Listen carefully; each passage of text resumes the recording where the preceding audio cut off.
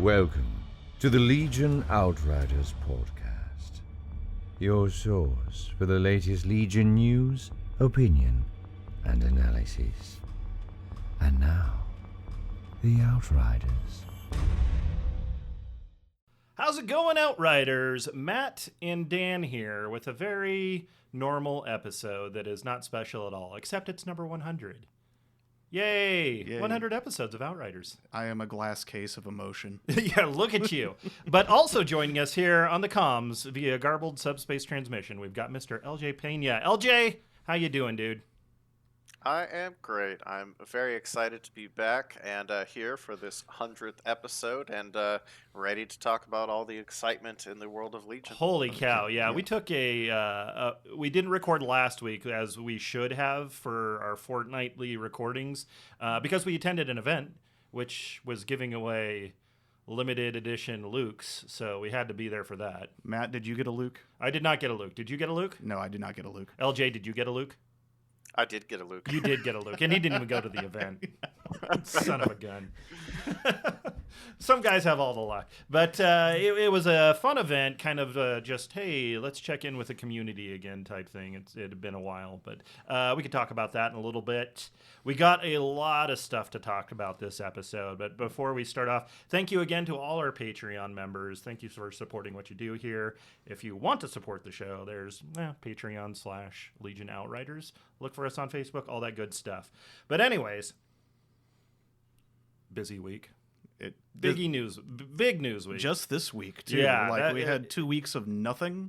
Yeah. And I was actually concerned for our 100th episode of what we would actually talk about. And then we got rained on. And then a million voices cried out at once. Wait, so what you're saying is this is your fault? This is all Dan's fault. Exactly. This is all Dan's fault. Dang it. Poor planning on my part. My apologies, everybody. Yeah, there you go. It's survivor's guilt or something. Yeah, I don't know. yeah.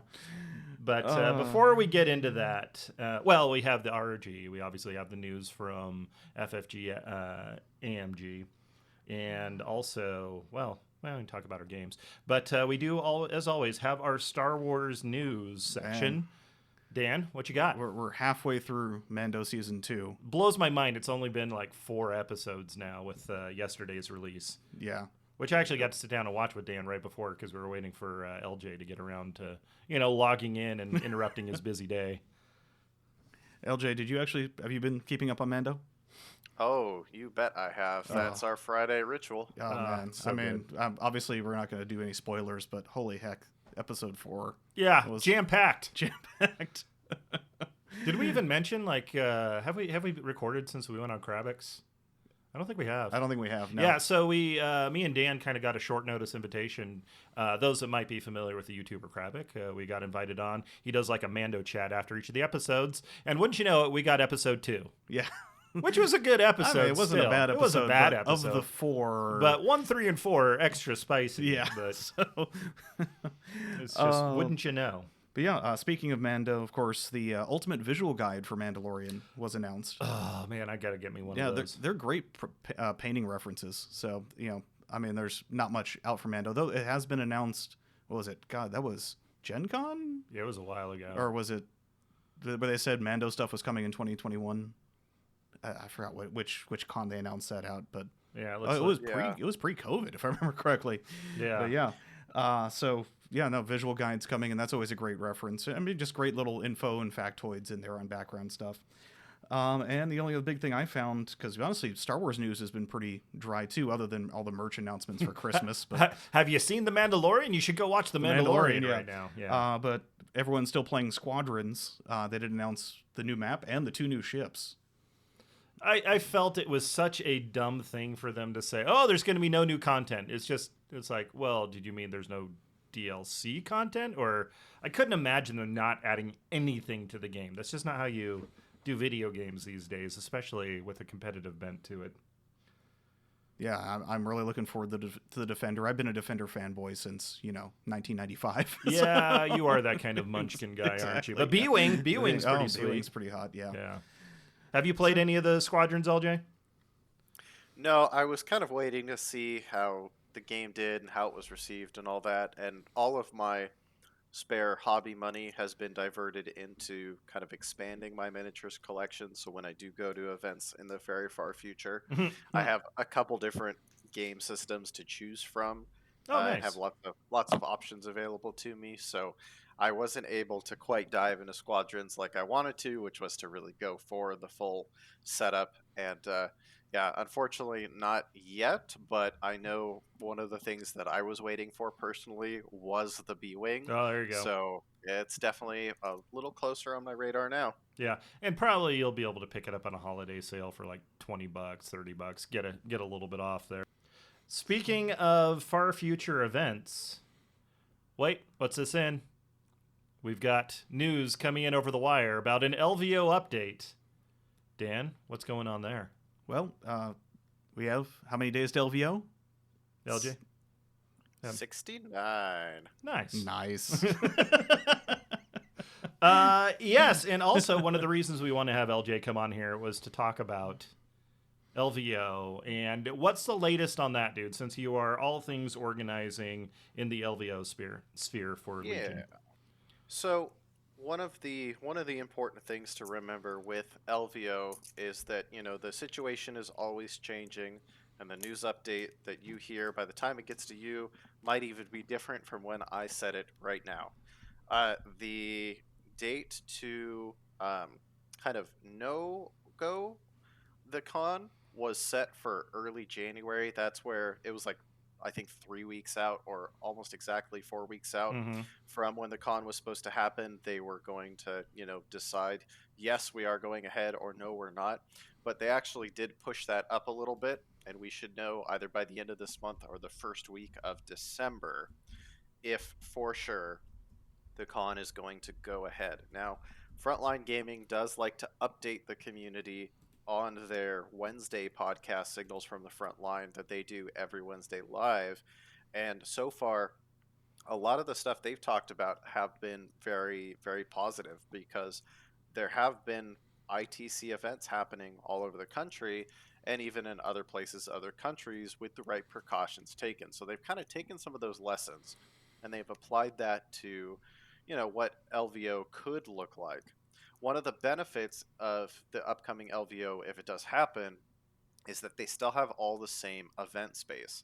And so if you've got, you know, a third of the people that you're usually expecting to show up that attend, it's going to be a lot easier to spread everybody out and have a safe environment, Mm-hmm. versus what it would be normally. So we're going to be working with all the space.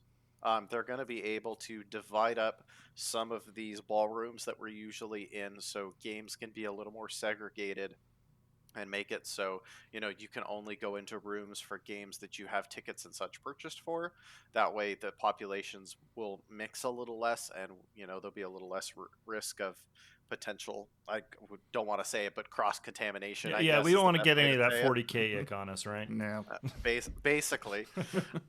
The Bally's is, of course, taking this whole thing, Caesars, who owns them, very seriously. They have temperature checks, you know, mandatory masks the whole time, Oh, good. and of course sanitation stations all over the place. Hell yeah. So I know that, you know, Reese and the frontline crew have been doing everything they can to work with Caesars and make it a safe event. But we should know in the next, I'd say 3 weeks or less, if the convention is going to happen for sure.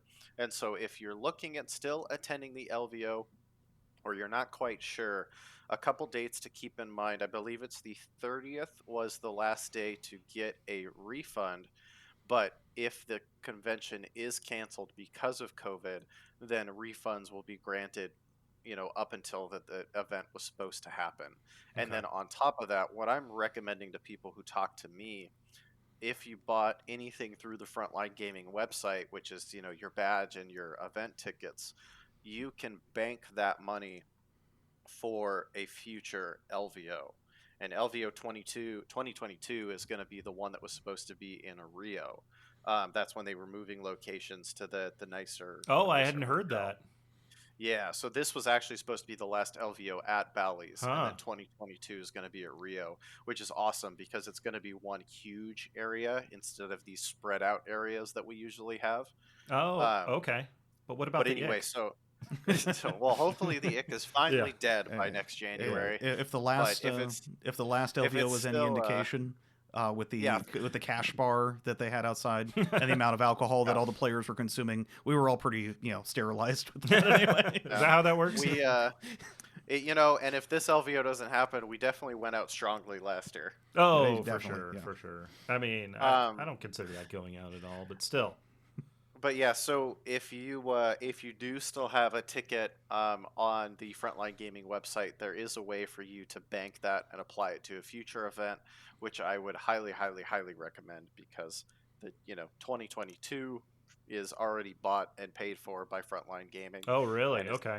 and it's definitely happening. Yeah, that's one of the things that Reese has done that was very smart of him, was he has bought his event space for the next like 5 years at least. Oh, wow. Because everything was so cheap. And so they've actually got 2 Vegas events. Next September they're doing a team tournament in Vegas, the ATC American Team Championship. Sure. Yeah. That's happening in Vegas now. Oh, that's cool. Or a style event like that. So yeah, they basically went all in for the next 5 years or so. Anything for Legion at that? Probably not at ATC. I think we're gonna save our wad for LVO. There you go. Go all out on one big event. I mean, it's still the freshest memory of a giant Legion event in my mind. So why sully it, right? Yeah, the last successful Legion major in the United States was LVO, and the next one at this rate is going to be another LVO. So may as well just keep it rolling. Right. Yeah, that's good. Yeah, I'll definitely probably just keep if this doesn't happen, yeah, I'll just bank it up for the next time. And am I automatically signed up for the Legion events that way? You probably will be. I don't know if they will have you spend that in July or June when tickets traditionally go on sale. Just like a store credit or something? Yeah, probably not would be my guess, but actually that was something I was thinking about talking to Reese about, was essentially giving you guys first dibs.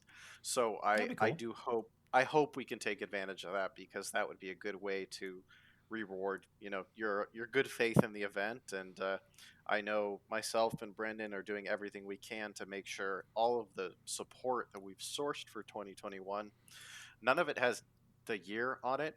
That's some wisdom. Hey, that's looking ahead. Those will be collector's pieces. Yeah. That's the way that I've approached it. Nothing has 2021 on it. It all is blank, because we want it to be used for 2022 if 2021 falls through. And we've actually been focusing a lot of the monetary support we've gotten on buying tables. So we can continue to self-supply for future events. Nice. And basically just sending those straight to Brendan. Okay. So that he can use them for all the events that he travels to, because in the 2019 to 2020 sphere, he probably traveled to 7 different majors or so, and brought terrain to all of those. So that has been a big priority of ours as well. And I think we've added anywhere from 8 to 10 more tables to his traveling circus. Oh, nice. That's awesome. And like, the permanent stock that he owns, having that on hand is so nice. I just had a thought, instead of putting the year of the LVO, maybe we should like adopt the Super Bowl thing and just like LVO III or something. Yes, when we finally run out of ideas. Yeah, that'll be the one we go to. Okay, got it. Yes, I'm in there. I will be a little disappointed if we don't get to use the stuff that was intended for 2021, because Emily has been working really hard on a graphic design degree. Oh, good. Yes, she actually made our logo for this year, and it's an R2D2, but he looks like a slot machine, and on his little center plates, it's 3 crit symbols in a row. Nice. So I really like it. So I hope we get to use it for something. The one of the prize support items that has already arrived is we did have a 6-Up Supply, who I know does a lot of stuff for you guys. They actually made 200 silhouettes for us. So, any final thoughts on that? Great, we're getting tables to Brendan. Hopefully, he'll be able to take his flying circus on the road again. Yep, he's chomping at the bit for the next event, and well, as I'm sure we'll talk about later, hopefully we'll have OP things to include on his calendar in the future. Yeah, because OP is kind of a question mark, which leads us into the elephant in the room topic. Kind of out of left field, we got an announcement that, and I'm sure most of you guys have already seen it, that FFG is going to be consolidating all the miniatures production, including Asmodee is going to Asmodee. Yes. You're right. That is a very big distinction to make. Consolidating all the Star Wars miniature games over with Atomic Mass Games, who you may know, they're a pretty recent studio with some veteran design talent, but their Marvel Crisis Protocol is kind of their flagship game right now. Along with that announcement, we found out quickly that it looks like Alex Davey and Luke Eddy are not going to be involved with it anymore, which has got a lot of, I don't know, they're the creators, the designers, the faces we've associated with Legion for a long time here. And we know for sure that Alex, he put a posting up on Facebook saying that he will not be making the switch, that he was actually fired. And we don't know what's going on with Luke yet. I know early on in our podcasting days, we got to have an episode and chat with those guys for over an hour. And they seemed really fantastic, very passionate Star Wars guys, big fans. And they definitely did a lot to bring very good rules as well as very flavorful ones appropriate to the units in there. And they did a fantastic job. So I just kind of want to take a second to laud them for the work they've done to get us where we are in Legion. Yeah, one person that did move over, though, was Simone Elliott, which was the license coordinator over at FFG.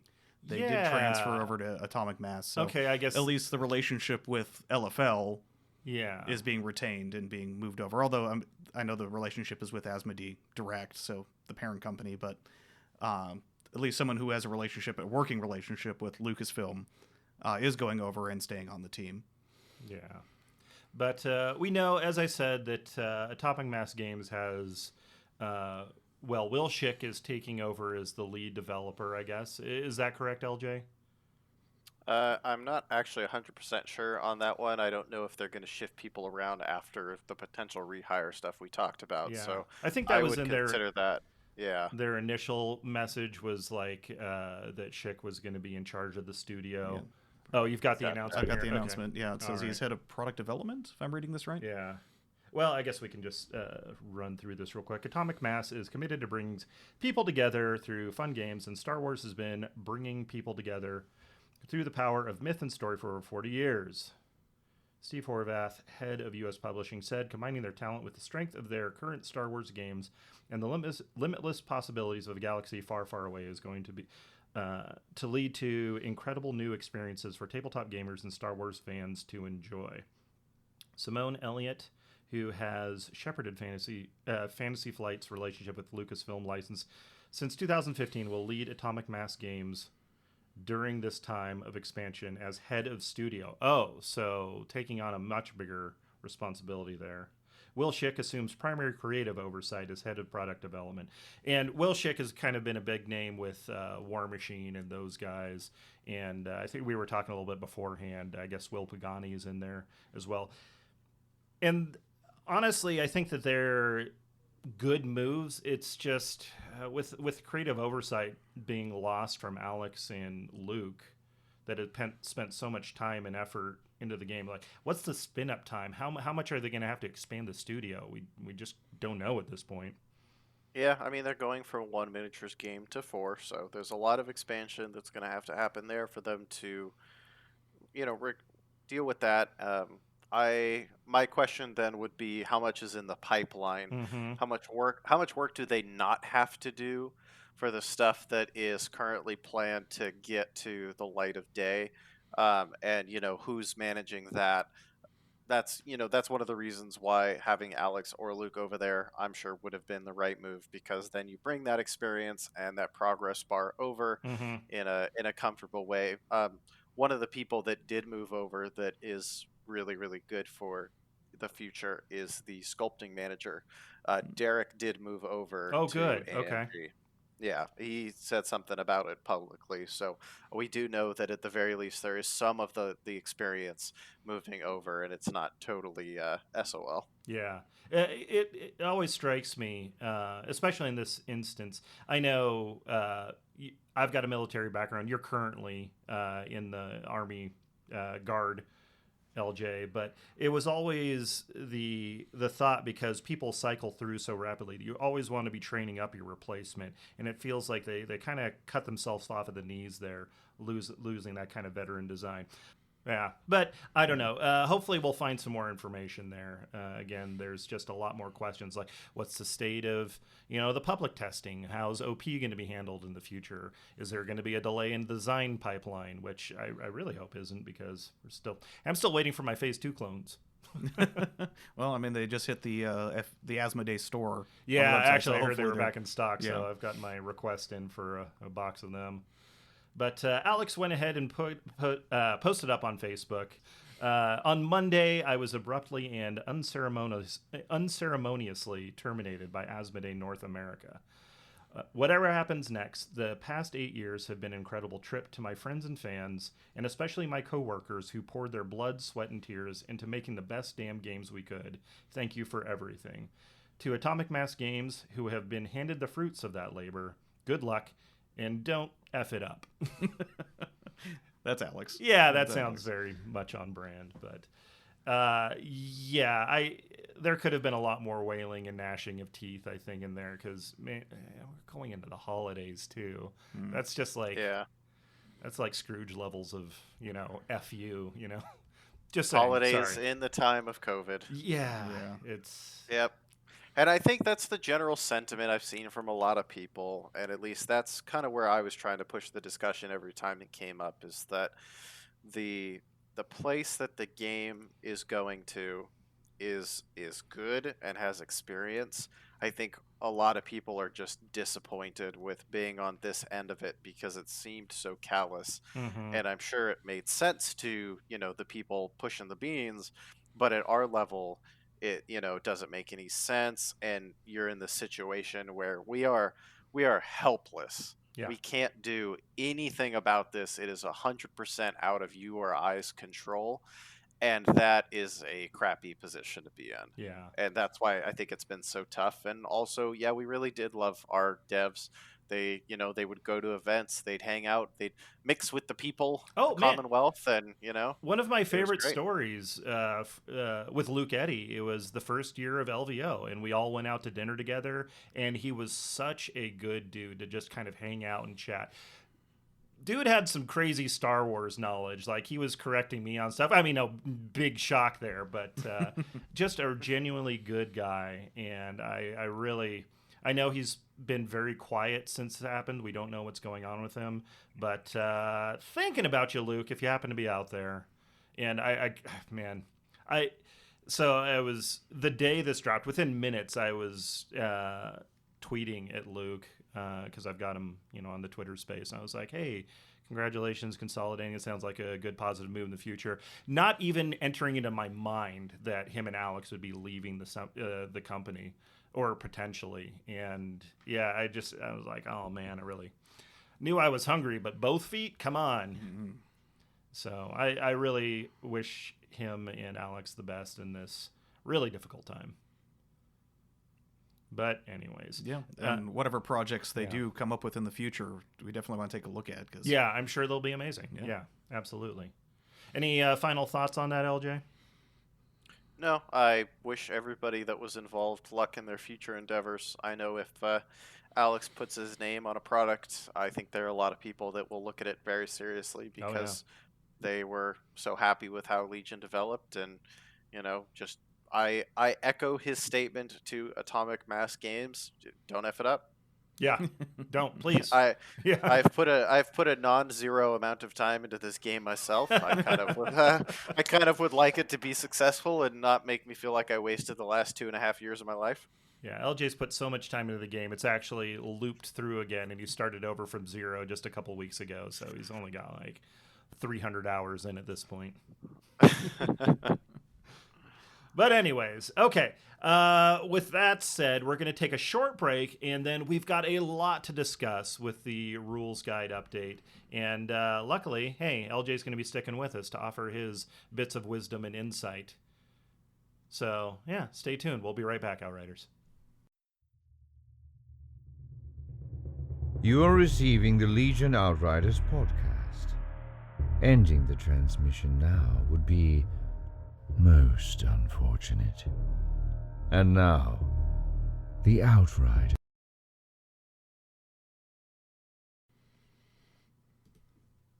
Welcome back, Outriders, and we've got a, hopefully a much happier tone here because the much-promised rules guide update is here amongst us, and people have been dissecting, jumping in, and LJ is going to take it all from memory, from the top, all the changes. Go. All right, I'm looking for the blue text that's in my mind somewhere. And Wait, nope. New rules entries: bolster X, contingencies X, direct, gemso mastery, flawed, duo, observation. And that's all we got time observe for, X. folks. Thank you very much. Boom! I nailed it. Nailed it. Man, but rules reference 2.0. I'm surprised Yeah. they went to the big 2.0. 2.0. And also, there's rumors that there are some Mauls and Anakins to celebrate that out amongst the wild. We didn't get ours yet here in town, but shipping issues aside, hopefully I'll have a Maul here before me real soon.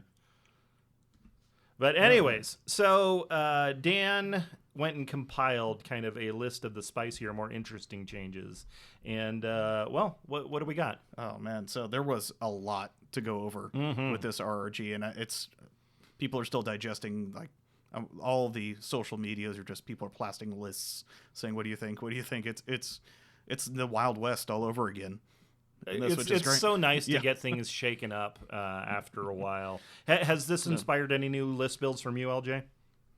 Oh, yeah. I mean, I think a lot of people in the droid community, their mind went straight towards Maul Tank as an immediately viable build. You know, I now didn't that you can realize field commander. Yeah, until Dan pointed it out, and I was like, oh, you're right, I could. We were doing our little pre-show meeting, and Matt had not even clicked that field commander can be a commander. So we'll start. And I was like, oh, okay, so you can issue orders from him. That's cool. Not even thinking that it would be like your main guy and, have a command hand and all that kind of stuff. Yeah. I guess we'll start on... There was a tank that I saw on Facebook that was painted to be in, like, the Maul style. Ooh. And I have to have my AAT like that Just now. Just got a bunch of horns sticking off of it.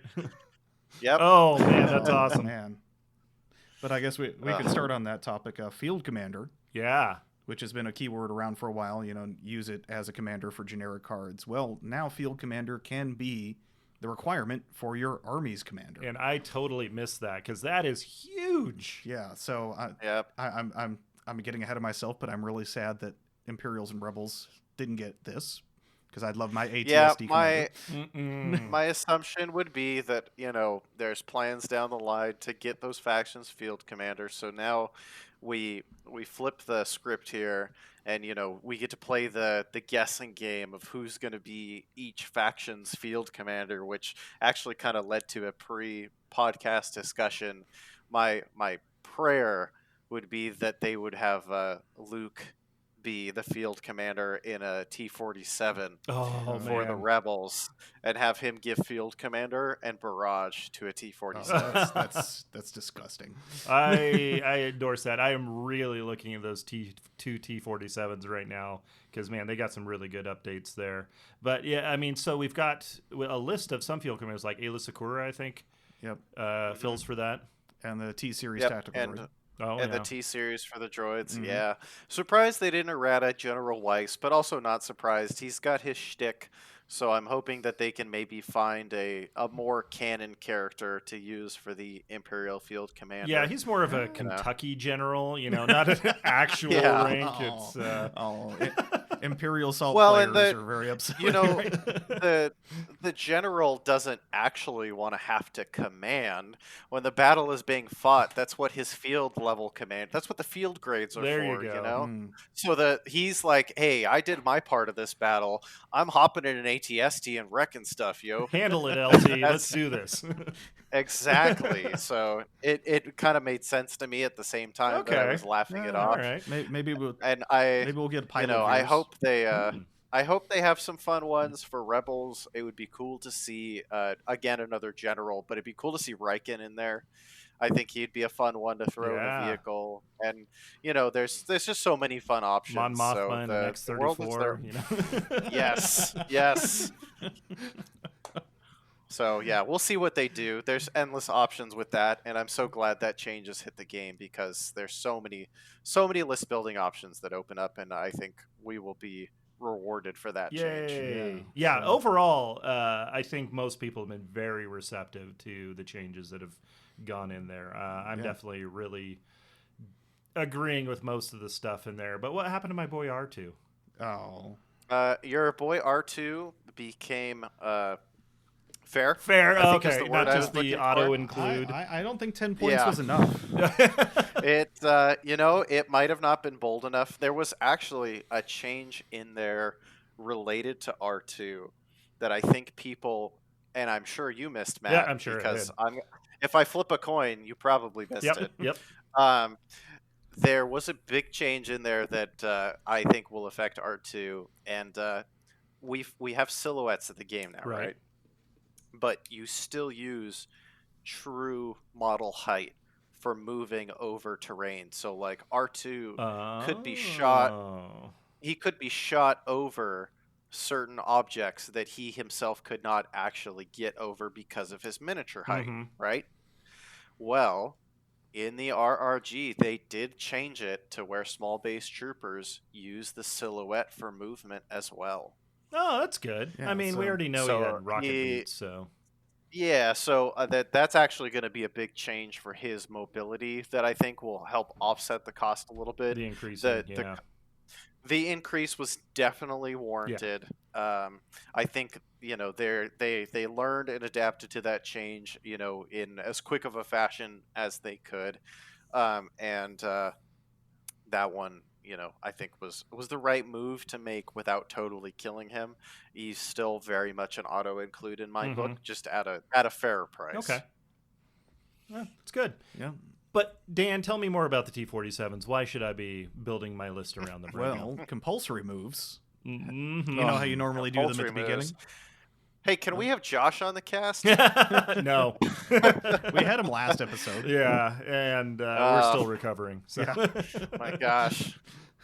He's the first person I thought of when I heard about the compulsory change, because as Dan was going to say, Dan, what happened to that compulsory move? Well, I mean, if you don't feel like doing it in the beginning, you can do it later. You can do it at the end of your It's activation. the Rebels, man. It's kind of loosey-goosey. You just get out there, you do your thing, have some fun. Wow. Yeah, that's pretty huge. I love it. Yep. So you can get, if you're about to overfly a unit you've been shooting at, you can shoot first and then, And compulsory later. yeah. So and yeah, ask no, questions. it really helps with the if you're going to first last a speeder unit. Mm-hmm. Yep. I love it. Or last first. I got that backwards there. And next we have a rule that I swear we were speculating was going to be how it was going to be played anyways. Back before it was released with the transport. Oh yes, so everyone, even back when transport was first announced, everyone thought of putting an E-web on a Gav. Yeah. And now you can. Yeah. So the Imperial Technical is now a thing. Technical? Yeah. Yeah. I know everybody was so excited for that one, and it really opens the door for other transports to do cool stuff like that. I am counting down the days until the CIS finally get their open top transport, because it'll be my turn to do drive-by shenanigans. And anything whenever you'd they like to get share on theirs. that front? Like I was gonna say, when they get it, I'm putting B2s in it. Oh, Whatever it is. Yeah. I don't care what it is. I'm doing B2 drive-bys. What will it be? That is a giant question mark. What would I like it to be? That's a question for another day. Okay. But when it happens, I am so ready for it. I think it's going to be a barrel of monkeys whenever we get to it for the other two factions. I don't even want to think about what clones can do with it. Oh, God. jeez, yeah. The phase 1 specialist with the shotgun. Oh, jeez. Just South Central drive-by status, yeah. Han and a land speeder Yep. already is disgusting enough. Oh, I'm so excited for that. That sounds pretty cool. 2 land speeders, Han and Luke, like you get your flyboys back. Really in Splimo magnet butt rides again. Oh yes. And we haven't heard about Splimo in a long time. I mean, who's been Haven't playing heard him? about Splimo? Well, I think Splimo's actually going to be my next gamer tag. Take it with my blessing, LJ. He will ride again. And also, you have a magnet in your butt. Yep, in your butt. But yeah, open transports, that's going to be really cool. We talked about Field Commander, awesome. One thing about the transports, though, everybody that's embarked can be attacked, but they always have heavy cover, right? Correct. So you get auto heavy cover for being in a vehicle. Do you draw range to, like, the cockpit? It's just to the model, right? Right. So Just to actually, keep it all simple. range checks for a unit embarked in a vehicle are from the vehicle itself. Yeah, so you still basically ignore the model inside. It's basically everything is going to be from the base like it was before. Okay. And that works in both ways. It's easier to reach the unit inside, but it's also easier for the unit side to reach you. So putting stuff inside the Gav increases the range of Palpatines, and now you will die greatly. Increases the range. Yeah, Dan's been talking about the Tesla tank already. Oh, for yes. A bit. Yes, the Pope Mobile also That's right it. again. That's it. It's the Pope Mobile. We just need to 3D print some of those Emperor's chairs. To sit on. An Emperor chair and a little bubble. Go faster. Man. Yeah, it'll be really interesting to see what those Gavs get up to. But, okay, what else we got? So we talked about silhouette height. That's fantastic. Agile and tactical. Standard move actions only. Yep. What's going on with that, Dan? Well, so they're basically making it not possible to get any green tokens during turn 0. Yay. So during the setup. So Hey, remember when I talked about we went to an event last weekend? Well, I got to play. My name is Jeff, and during the first round, he did that. Like all the green tokens just dropped like 3 squads of B1s, and it was just like this was a 500-point game, so we started a lot closer, and I was uncautious, but still. And I was like, oh, I'm gonna reroll that. Okay, I'm gonna reroll that further. Okay, there's more rerolls, and I was like, cool. Yay. So I'm okay with this change, I think. Yeah, no, that was a good one. I think it got rid of some of the gaminess that people were feeling from pre-game turn 0 tokens, and I think it also kind of put the ball back in their court a little bit, because now FFG can kind of decide, or AMG, depending on what group you're talking about, they can kind of decide, well, that space was interesting but implemented wrong. Can we readdress it down the line to bring pre-game tokens back in, but in a way that doesn't seem so gamey? And that's kind of what I'm excited to see. I'm excited for them to take that because, I assume most commanders would like to be prepared before a battle. So there is some realism to them having dodge, aims, other stuff ready to go by the time the bullets start flying. But maybe implemented in a way that makes a little more sense than they did it the first time. So that's my hope, is that we see that mechanic come back eventually, but in a way that makes a little more sense. That seems fair. It seems absolutely fair. If anything, it just speeds up the turn 0 setup, because you're not having to calculate and figure out and put down all these tokens. So that is another really good point too, is that there was one of the many turn 0 drags on the game that has now been removed. So that's actually a really good point to make. Yeah, anything to get the game moving up and going. Let's see. There was a change to Jedi Mind Trick, and I was like, I remember people using this back in the day, but I guess there was a very specific build that kind of abused this.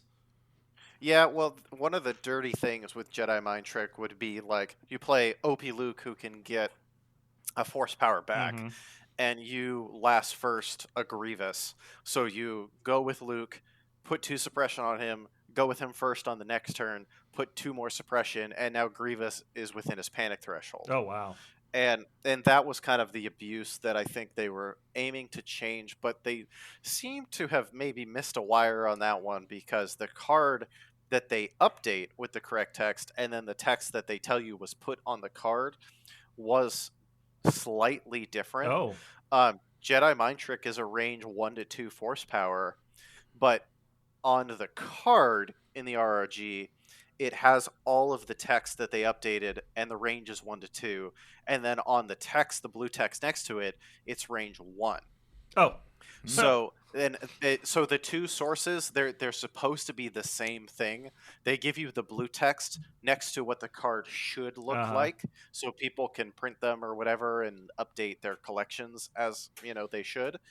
And that was actually something that we noticed right away was missed, was that the errata blue text has all of the changes, can't use it on operatives, can't use it on commanders, but the range is 1. And then the card can't use it on commanders, can't use it on operatives, but the range is 1 to 2.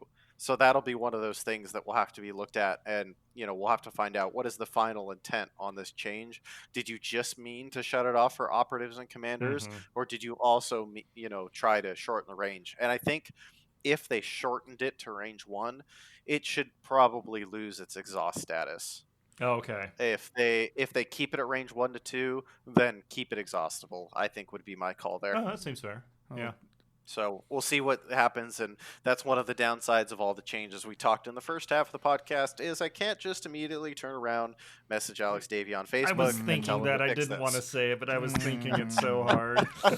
That's what I'm telling you. There's a couple people, myself and Brendan, who help run the OP side of things, that because we want the rules to be as tight as possible, as often as possible, before majors, there was always FAQ updates on the forums, and that's because the collective wisdom of TOs was being fed to Alex and Luke at every opportunity, and that line has potentially been severed. But that's for the first half of the podcast. Yeah, fair enough. But I mean, for the rules lawyers out there, hasn't it always been stated that the text in the RRG is the final call, and all card text is just a reminder? Or am I incorrect? Well, but that's the weird part, is that the card and the blue text are both in the errata section. So it's like they made a card for you to print out with the correct text on it, which has been their MO, but then that text was wrong. But that's, again, neither here nor there. We'll see what they do with it. Yeah, there were a couple small things that will have to be addressed. There was that they put the B2 weapon twice as the same weapon, but with different points. I think one was meant to be the HAW and one was meant to be the ACM, but they put the HAW twice, I think it was. Yeah, there was a little typo in there. So yeah, so the HAW has cheaper points. Well, everybody saw that and was like, "Oh, we'll wait for RRG. It's clear what that was meant to be." Wait for RRG 2.0.1. Yes, I'm already waiting for point 1. Yeah. Okay, moving down the list, we've got named personnel. A lot of the upgrades for named guys, they're going to get a little bump in their hit point status. Yeah. So Pow and Bistan. All you Bistons of the world, be proud. And the named Death Trooper, the DTF-16. Hey, also, yes. So there you go. actually a little more reason to potentially run that Death Trooper over the DLT. Yeah, maybe. Yes. I mean, I've been experimenting in Bliss building, so I don't have any concrete evidence yet. Okay. Did they do a price drop on any of those? No. Bistan, if I remember correctly, I'm checking my notes here. Yeah, Bistan did get a drop, but he was the only one we'll that get to the point adjustments here in a second. Wookiee Troopers. Yeah. John, this one's for you, buddy. Oh, yes. So nothing references it yet. They just stated that Wookiee Troopers exist. Yep. So that means Wookiee Troopers exist. Wookiees did change a little bit, which I'm sure you'll get to. Yes. But that's one of those other design space things that I was talking about, where the door is open. I'm excited to see what they do with it. Just when you were tired of clones sharing tokens, now Wookiees are going to share tokens or something.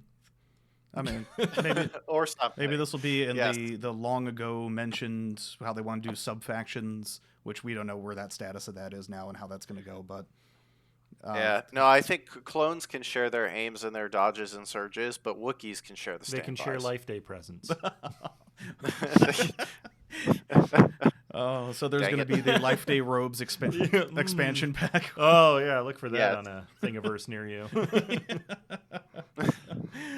So yeah, you just mentioned that. We actually hadn't mentioned that yet. The clones can no longer share standbys. So that is, Oh, thank you. yeah. That's one of the big boogeymen finally conquered. Yeah. I don't think a lot of people are sad to see that one go. There's always like one guy, and of course there was one person who like this on the second day, I guess it was probably yesterday afternoon, was like, clones are dead. They're the worst faction now. What? And Congratulations, the internet. the collective will of the Discord was like, go back to the FFG forums. Get out of here. I think anybody that has been a dedicated Clones player for a while would kind of agree the writing was on the wall for that one. And I still think they maintain so much of the flavor without the abuse that it's good. It's good. Yep. Overwhelmingly positive change there, and still a very, very, very, very, very strong faction across the board. And I think there's other things that came in that helped them out.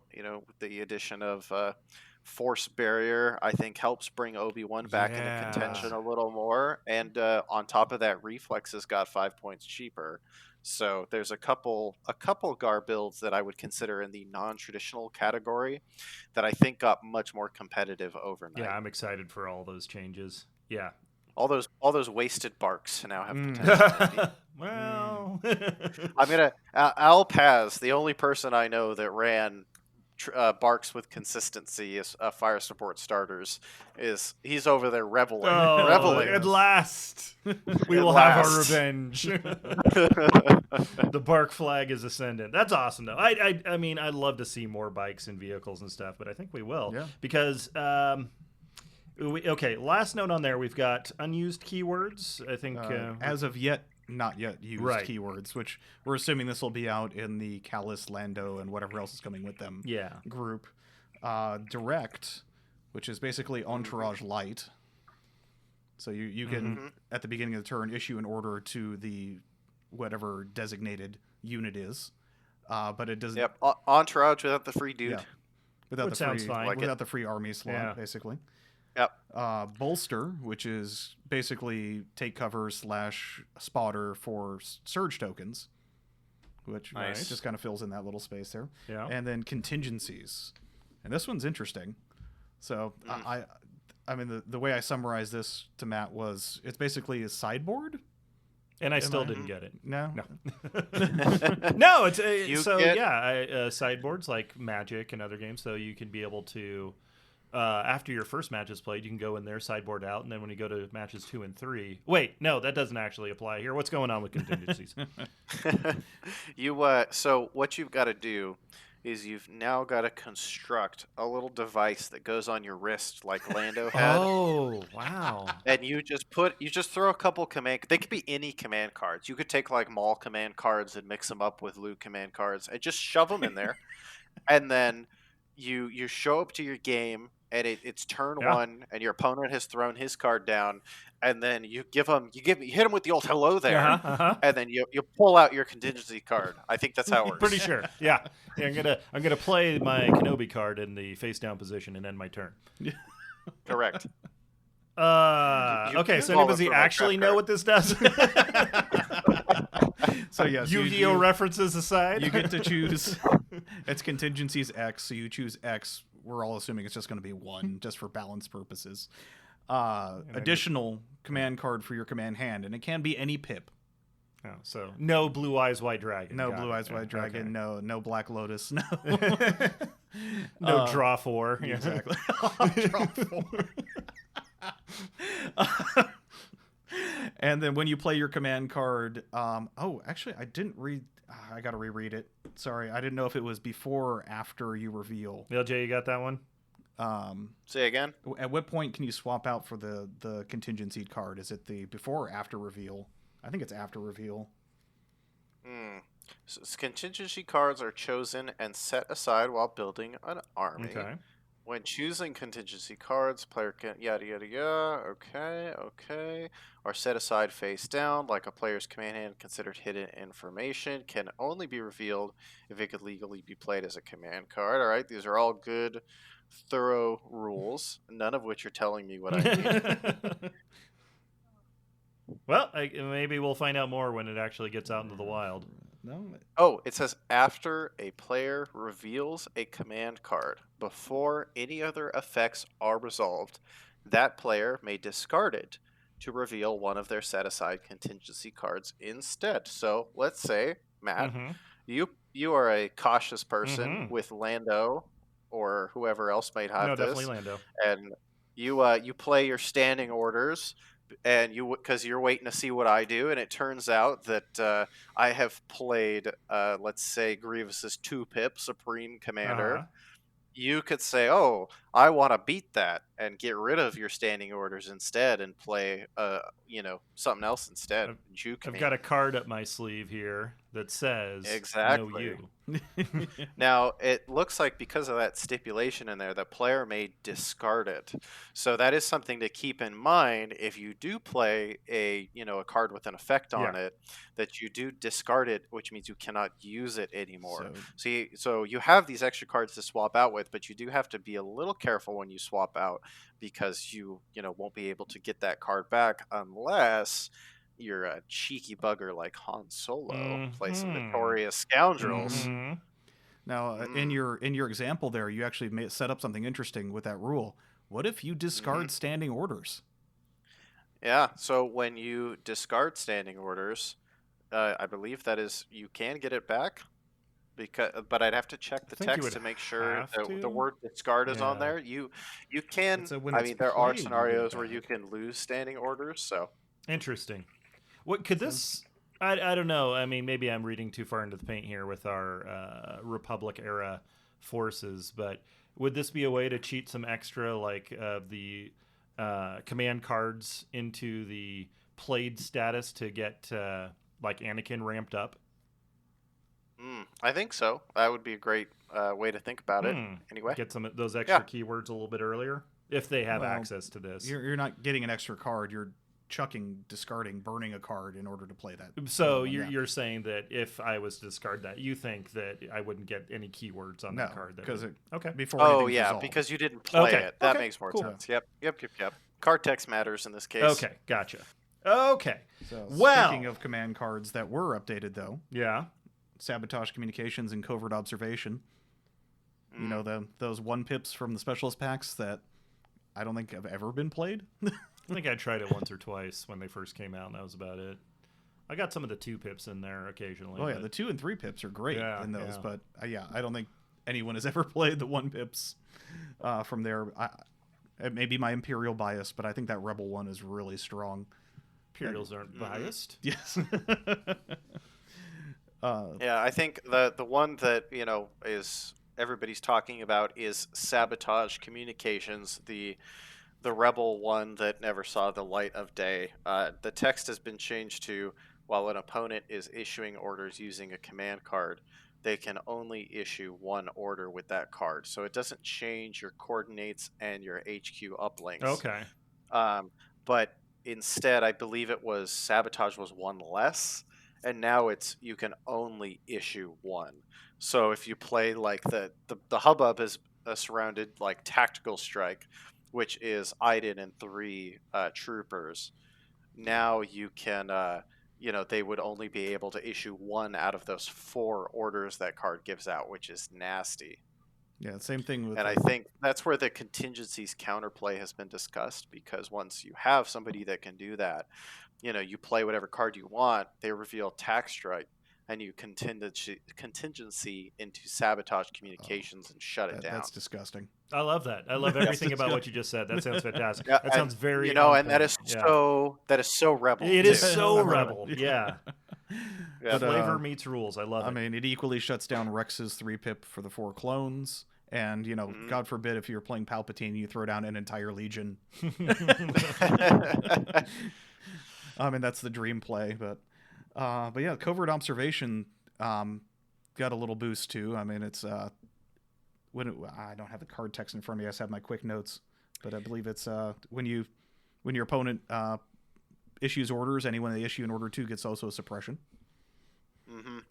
The perfect counter for an entire legion. So Covert observation. That is I do have it in front of me. That is the text. Is that when an opponent is issuing orders using a command card, each unit that is issued an order with that card gain 1 suppression token. So that is also another one that's kind of important to keep in mind, is that it only hits somebody that got ordered with the card. So your HQ uplinks, your coordinates are not affected. Good. But again, if they play a larger card like a 3-pip, that will hit several units, and that can be pretty big. That is spicy. Yeah. I like that a lot. One-sided annihilation looms. Yes. Yeah, right. Oh man, that'll be the day. That's something to go in your Legion journal. And today I got to use it on an entire Legion. It was the best day ever. Yes, every time you hand out a suppression token for covert observation, you drink. Yeah. Oh man. Wow. We got 11 units over there. Fantastic. Let's do this. Fantastic. Tonight we dine in Valhalla. Yeah. Okay, so we got a lot of point changes. Well, a fair amount, and again, like we said, honestly, they seem to be very well thought out. Although I do want to take umbrage at this one. My aggressive tactics dog, 15 points. Grievous is sad boy. You know what? Grievous actually is one of the people that can't complain because he lost 5 points. Yeah. So Dan actually pointed this out. Yeah, it's a net wash. I don't know why he lost 5 points because he actually is one of the characters that I consider to be the most balanced in the game. He's got clear advantages. He's got very clear disadvantages. He's got a lot of tech to keep him efficient in fighting, even if he does lose an order. He actually is one of the characters that I feel to be the most balanced in the game. And the aggressive tactics nerf in this case, doesn't really affect him because it was a wash in points. Yeah. There are several cards in the game that I wish they could apply a variable progression to, and I think aggressive tactics is one of those. How would you envision that kind of progression? There's 2 different ways you can do it. You can do it based off of each individual faction and say, okay, for Rebels it's this much, for Imperials is this much, for CIS is this much. And then the other way, and the way that they've done it, is just the flat, points go up. And, that way is the easiest, but I think for like Rebels, this is meaningless and even less of a reason why you take it. Sure. For CIS and Clones and Empire, it matters a lot more depending on which faction you're talking about. I think droids can take the hit. Yeah. This wave, droids can definitely take the hit because they unilaterally got cheaper. There was nothing in the droid arsenal that went up in points that I can remember off the top of my head. Gotcha. One sliding scale alternative I just thought of on the spot here. What if they did it on number of activations? Say you have from this many activations, this many points, all the way up to. Worth thinking about. Speaking of list builders, sucks for those guys. I mean, they've got a lot. I mean, what was it? Yes, Tabletop build Admiral that was into down your the whole things. day yesterday. Oh, I'm sure they're doing mass updates. He was communicating to us on Discord about that, actually, that basically the traffic killed the site. Yeah, got the old hug of death. I was going to give him a couple days to get it sorted out before I started doing list building over there, because that's what I use a lot. But Okay, so aggressive tactics went up 5 to 15. Stims dropped a little bit. Yeah, I think that's fair. I definitely saw a lot less stims outside of a few corner cases. And so it started at 8, went up to 12. They settled in the middle for 10. Okay.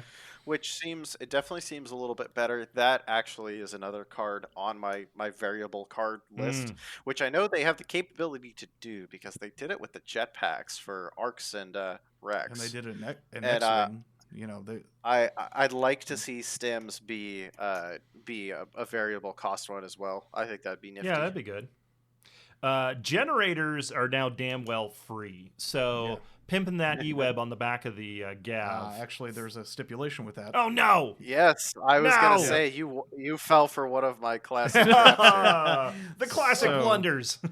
Classic blunders, Yeah. indeed. Yeah. So the what's it called? The eWeb has the fixed front keyword on it. However, when you go into a Gav, you lose the fixed front keyword. And the reason why that is important is because you can only take and use generators on fixed front models. Wow, I feel like I've been manipulated, corralled. You've been bamboozled, hoodwinked, run amok. Because I love the generators, and when they went down to 5 points, I was like, oh, that's awesome, and now they're even cheaper. 3 points. Yeah.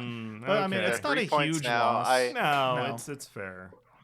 I really am hoping that they do say, hey, we intended it to work because it encourages people to take it. And, who doesn't want a concussion or barrage generator, rather, to be rolling around in the back of your Popemobile?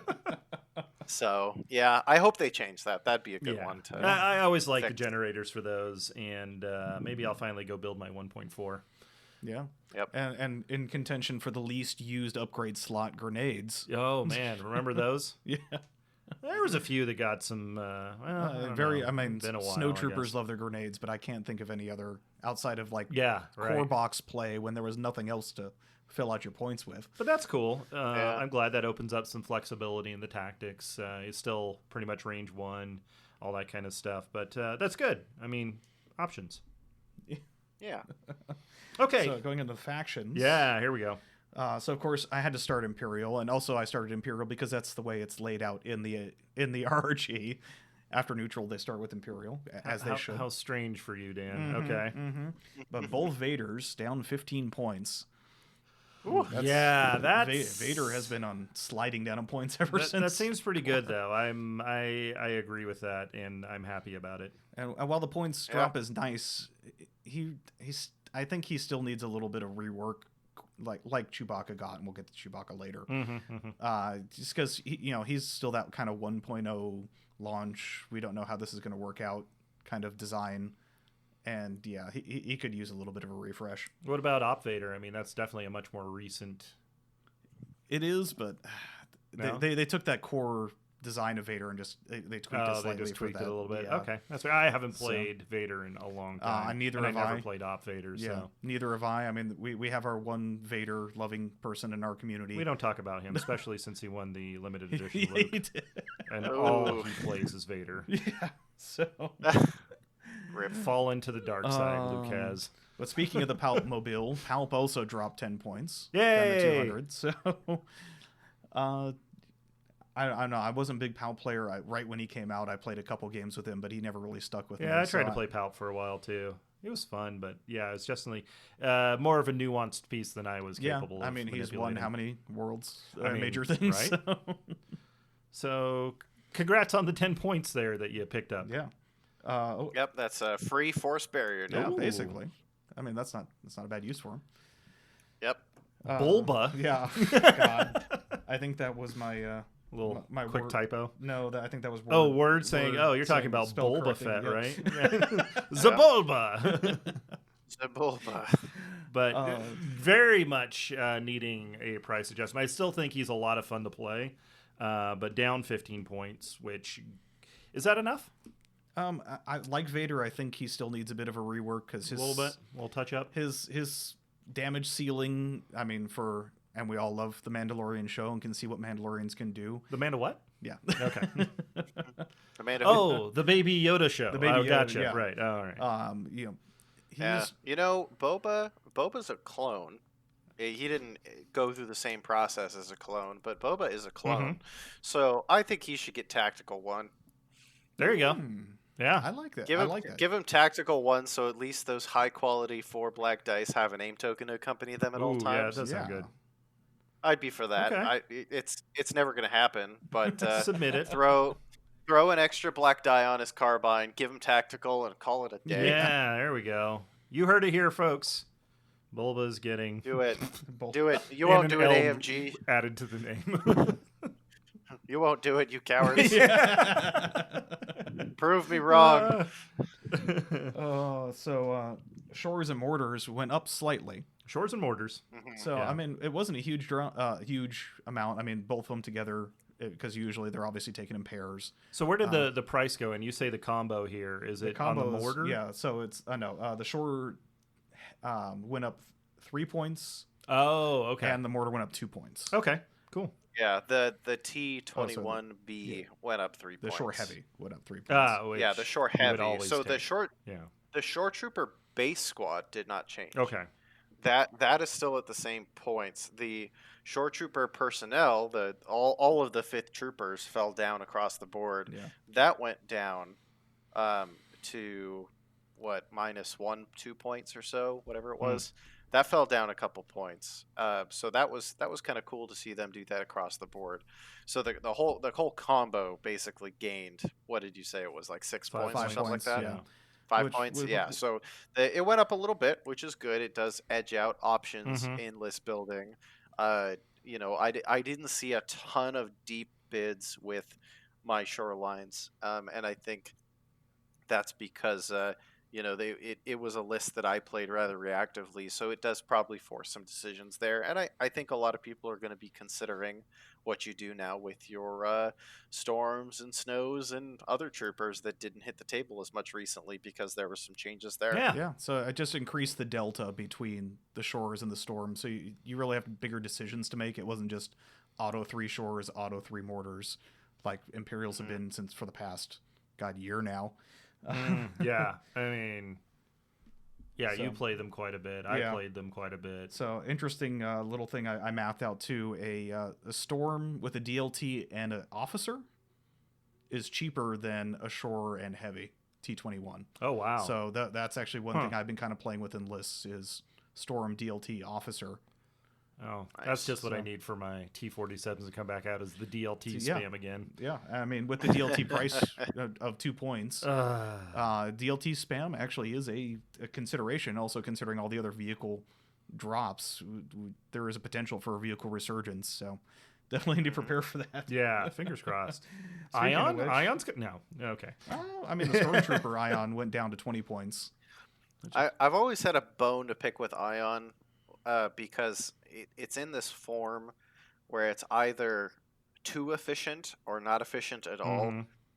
And there's a clear precedent from the "you shall not be named" EA games that I wish they would follow. And I wish that until, let's just say till the end of the turn, I wish that if you hit a vehicle with an Ion X weapon, that vehicle would gain weak point X equal to the value of Ion. Because in Battlefront, that's how it works: is you hit a vehicle with an Ion, and now everybody can hit that vehicle. I wish it would work that way in Legion. That would be so terrifying. cool. Yeah. Mm. And it's not the feels bad, oh, you just don't get to do anything, Right. where they strip away actions and now suddenly you can have a 200-point vehicle that can't do anything at all. I think it'd be more interesting to make it so everybody else can hit it a little easier Mhm. instead. I think that would be That would be spicy. kind of cool. Yeah, All right. it's an interesting You, idea. you should be writing all this stuff down, LJ. You got some gems here, bud. Well, that's why we're recording it on the There, podcast. okay, you can go back and reference to it later. Awesome. Yeah. So speaking of all the armor, yeah. So ATST down and the Gav both down 10 points. I love it. 160 So, ATST, I love Free it. mortar basically on the ATST.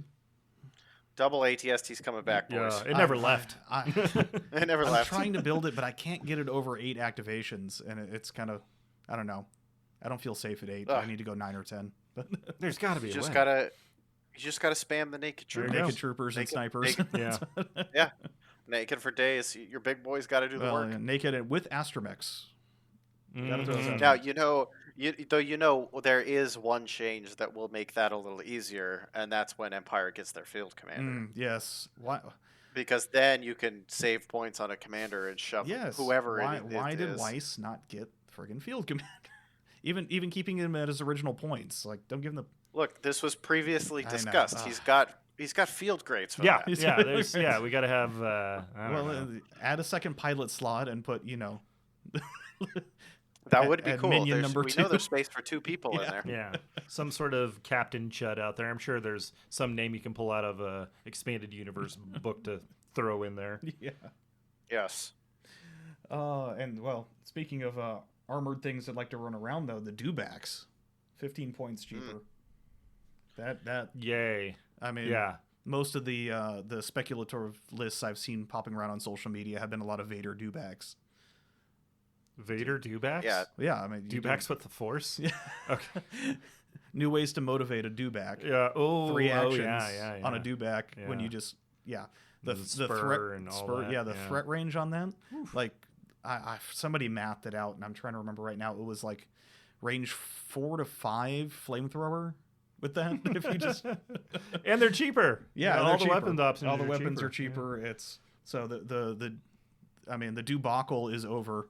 Well, it's going to be a new debacle. Well, yeah. We waited so long for them. Yes. Hmm. And the last wrap up major point I have for Imperials here: the snowtroopers are now dropped to the same price as stormtroopers. Okay, Which that is- yeah. seems fair. Yeah, it's fair. I mean, they do very different things, so Yeah. why have the one more expensive than the other? Because they got those sweet skirts. I mean, yeah. Yeah. All about that. Yeah. But we're not going to end the podcast right now, Dan, because we got 3 more factions. Yeah, but who plays those? A Well, apparently, I mean, lot of a people. lot of people. Apparently, At least one. Okay, At we'll least talk- Keegan. I mean, did we talk enough about the T-47? 130 points. Free harpoon. I Yeah, love it. surge to Surges and crit. crits. Beautiful. That's Yep, I Good. love it. that. Excellent. I mean, it's still kind of glass cannoning, but it's gonna be a lot more disgusting having 2 of those out Yeah, there. I think Rebels and CIS were actually the 2 factions I thought had the most interesting point drops. The Empire is great, but I always felt like it was easier to play different units with Empire than it was for Rebels for a while there and still be good. I think the Empire, everybody defaulted towards the shorts and stuff, but I felt like looking at data from tournaments that their variety was always higher than Rebel in this last year. And now, Han goes down, fleets go down, Jin go down, Pathfinders go down, the Airspeeder goes down, Wookiees go down, Landspeeder goes down. I mean, it was such a huge door that opened up for them, and I'm very interested to see how the Rebel meta shakes Yeah. out. There's going to be a lot of experimentation in the next couple of weeks. Yeah, I Yeah. mean, X-34 at 60 points. That's just Yeah, lost 15 there. I see it's not in your notes, but yeah, LJ mentioned Jin went down in points. I think she's 100 now. yeah. We were talking to Jeff about that. Where's another one? The Wookiees. Yeah, and Wedge is 1 point now. Wedge, yeah. All right. But the Wookiees are now down 6 points, and so they're now 69 points. Nice. Nice. Nice. And the Bowcaster's 31, so they're an even 100. It's Slapping those 2 together. Why? Yeah, why not 70 and 30? Why Yeah, specifically 69-31? I don't know. Somebody was having fun. Yeah, I guess so. Yeah. But Flash the John signal. the Wookiee onesie rides again. Oh, All right. jeez. Yeah, That's- Han got a huge drop because he was never played, basically. But so Wookiee's got scale and duelist. Did they not have lethal? They No, had- Chewbacca added lethal. That's what it was. Okay, one of those walking carpets. Yeah, so Han's cheaper, Chewie's cheaper, fantastic. Han gains an X-34 probably. Yeah. I mean, all the drive-bys are Yeah. real. R2-D2 we talked about went up 10 points Yeah. and why that's good. It should be more. Or but maybe yeah. more. Yes. Jury's still out. Uh, Fleets, like the Snow Troopers, went the same price as Rebel Troopers. so again, just different flavor. I mean, they do different things. But Pathfinders, strong change here. So overall, unit got 10 points cheaper. Yep. Biston went down, and POW and Biston now. Yeah. both have 2 hit points. So cheaper and tougher. I dig it. And well, I don't know if it was really needed because Tauns were kind of toned down already, but an extra 5 points added on to Tauntauns. Yeah, I think that is. I would say that's probably in response to the standby sharing going away. Now that they don't have to worry about those standby bubbles shutting them Mm. down, I think people are Oh, suddenly going to remember that tons are really good. okay. And that was one of the reasons why you didn't see them on the table as much, I think, was because that shut them down so hard. So I feel like with so many other things going down in the Rebel roster, that this was fair. They still do a ridiculous amount of things for their Mm-hmm. points and have some really strong keywords. So I'm interested to see if this affects the rate that they're taking at all. Cool. Yeah. I don't think it does, to be honest. I think Rebels can find the 5, 10, 15 points to run all three and deal with it, no problem. Yeah, with as many other points down, points they've gained Yeah, they've from opened over up. there, Yeah, I don't think they're going to have any trouble finding those extra 15 points. Hmm. I mean, and speaking of clones, Arcs went up 6 points, both the full and the strike teams, which, I mean, that was fair. It seems like. Whoa, Yeah. are you going to skip over the fact that the ATRT laser cannon is 10 Oh, points yeah, now? that's a Yeah. good point. Yeah, Oh my ATRTs are gosh. dirt cheap now, especially with the upgrades. Holy Uh, cow. was mostly just kidding. Yeah. That's Uh, somebody 10 somebody was points. getting all excited about that. I'm like, well, it's still 3 dice. So 3 dice. you know yeah. what? That's great. That's great be for happy. How you. dare you? I still have so many fond memories of my ATRTs back in the starter box days. Uh, But now you but don't have to anyway. go naked ATRT because you can wing along that. Because the laser cannon was the most expensive, right? It was like 35 points or something. So originally it was quite expensive, and then they changed it so everybody was the same points. Right. And now they've actually taken that a step down even further as well, which I thought was Yeah, This 'cause- is going to be my new HH12 hill to die on because Aw. vehicles are coming back, damn it, and I that mean- laser is going to be so valuable. I mean, an HH-12 and a specialist in a Gav tank is something being speculated too, Oh, because he's a specialist to give you the extra aim, and oh, it's okay. yeah. I mean, That could be fun. we still got to math all this out. I can but- see that. But yeah, Arcs went up 6 points, strike teams and fulls. So I mean, that was an obvious thing that they needed to up the price on those guys. I think they underestimated the power of the ARC Trooper. Hmm. Yeah, and I mean, taking away the turn 0 aims too is really going to tone them down. So, phase 2s went up a little bit as well, 2 points, but the heavy weapon for the phase 2s, the mortar, did drop 5 points Okay. because I don't think anyone was taking those anyway. I mean, we were talking to Jeff about that, and he just said that he never really felt that they were worth their value. Gotcha. Barks. We mentioned Barks earlier. Man, 15 points. All the weapons went down. And with the change to compulsory moves, yeah, I think the Bark meta is here. Nice. Yeah, I like the Barks, and I'd love to see more of them. Like I mentioned, last big one there, Obi-Wan went down 5 points. Oh my goodness! I think that's another adjustment for aggressive tactics, making that a wash. Yeah, that one also felt fair. I was actually, out of all the points changes, I was surprised they didn't bump Rex up by like 5. Actually, yeah, I'm surprised. Oh yeah, that's a good point. Huh? It's a little crazy to think about what he can do and his command cards when you compare against similar priced commanders from Wave 1. Mm. I'm kind of surprised they didn't bump him up a little bit. I mean, maybe they didn't want to go 2 changes with the clone stuff, which I understand. Yeah, There was a lot see of how this changes they settles went out. through. Yeah, they didn't want to whiplash all the clone players with everything. I could have sworn I Yeah. saw something about Force Guidance getting cheaper though. Force. Am I mistaken that, or is that maybe a previous? I might one? have skimmed over that one when I was making these notes here. Cause, Yes, Force Guidance is down to 5 points. Which, hey, maybe if you've got a Force user and instead of aggressive tactics, you could try Force Guidance. I mean, aren't those Force Or slots? why not both? Those Force slots are really competitive, though. Yeah, on their Yeah, own. here's my wish for Force Guidance. There are a couple of Force powers that I wish would trigger at the top of the turn, and Force Guidance is one of them. Ah, okay.